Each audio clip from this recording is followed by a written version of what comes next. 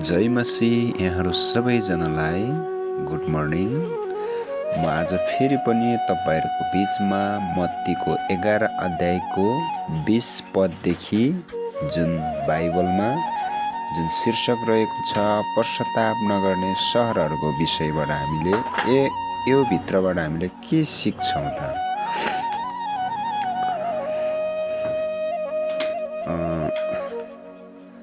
मत्ती 11 को 20 मा चाहिँ शीर्षकमा पश्चाताप नगर्ने सहरहरू भनेर दिएको पाइन्छ है। म 5 बुँदागत रूपमा तपाईहरुको बीचमा भन्न गइरहेका छौं। नम्बर 1 मा चाहिँ चमत्कार देखेर पनि पश्चाताप नगर्ने भनेर यहाँ गलत हो। अनि येशूले धेरै चमत्कार गर्नुभएको थियो, तर मानिसहरूले आफ्नो पापबाट फर्केनन्। यसको देखाउँछ कि चिन्ह देख्नु मात्रै प्रयत्न हुँदैन, तर मन परिवर्तन चाहिन्छ। हामीले नम्बर 1 बाट के सिक्छौं भन्दाखेरि येशूको चमत्कार देखेर पनि शक्तिको कामहरू देखेर पनि पश्चाताप नगर्नु चाहिँ गलत हो। अनि म 2 नम्बरमा गए।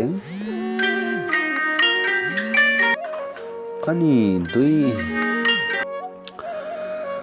2 नम्बरमा चाहिँ परमेश्वरको अवसरलाई व्यवस्था गर्नु हुँदैन।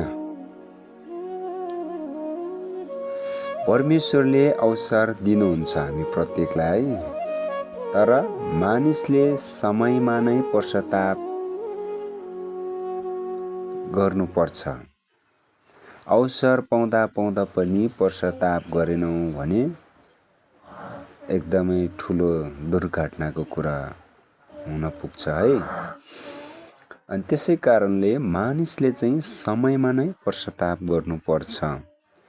परमेश्वरको अवसरहरू व्यवस्था नगरिकन अनि अवसरहरूमा मानिसले चाहिँ समयमा नै पश्चाताप गर्नुपर्छ भन्छ यो 2 नम्बर बुँदागतमा।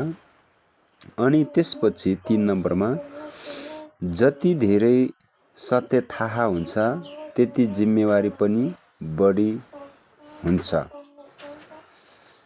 येशूका वचन सुनेका सहरहरूलाई अझ बढी उत्तरदायी ठहर गरियो। 3 नम्बरबाट है, जति धेरै सत्य थाहा हुन्छ नि त्यति जिम्मेवारी पनि बढी हुन्छ।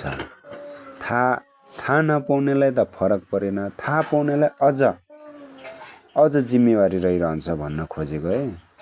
त्यसै कारणले धेरै सुनेका सहरहरूले चाहिँ अझ बढी उत्तरदायी ठहर गरियो भनेर यहाँ दिएको पाइन्छ है। अनि 4 नम्बरमा चाहिँ पश्चाताप नगर्दा न्याय आउँछ। पश्चाताप नगर्दा न्याय आउँछ।